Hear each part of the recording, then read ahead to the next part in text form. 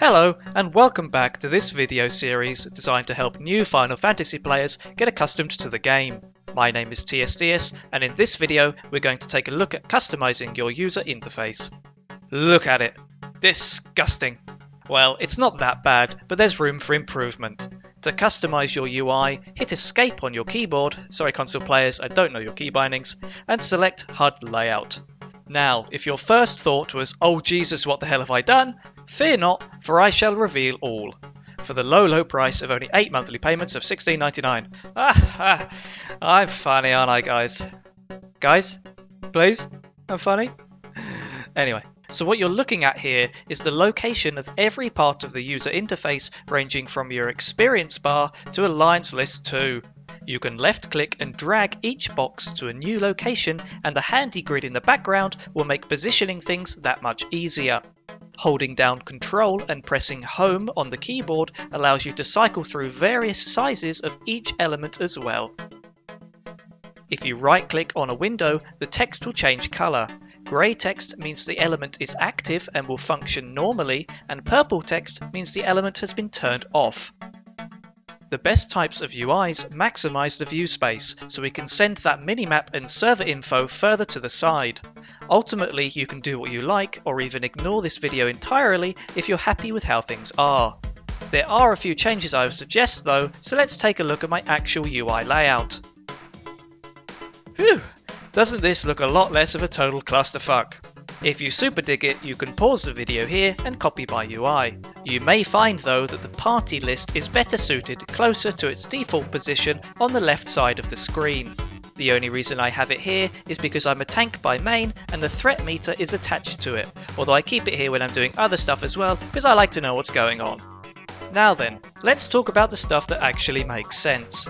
By default, your health bar is positioned underneath your skills at the bottom of the screen.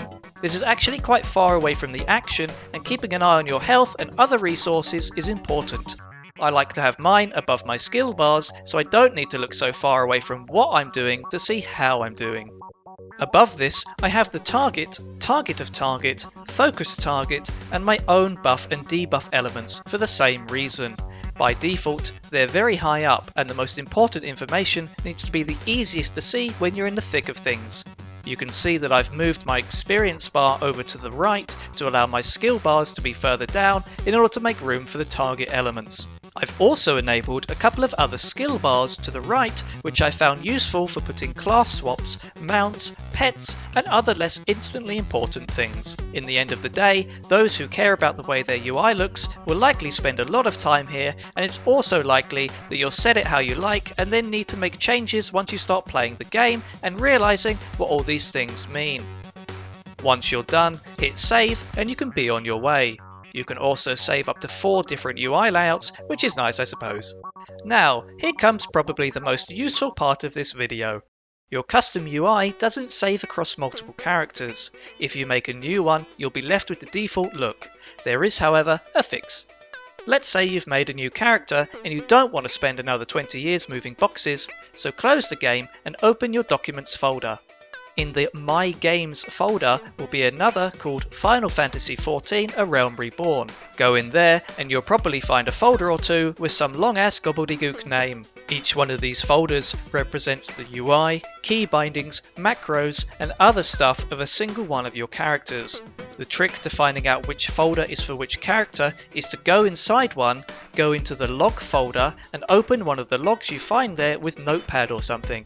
While this looks like garbage, we're only interested in finding out who it belongs to.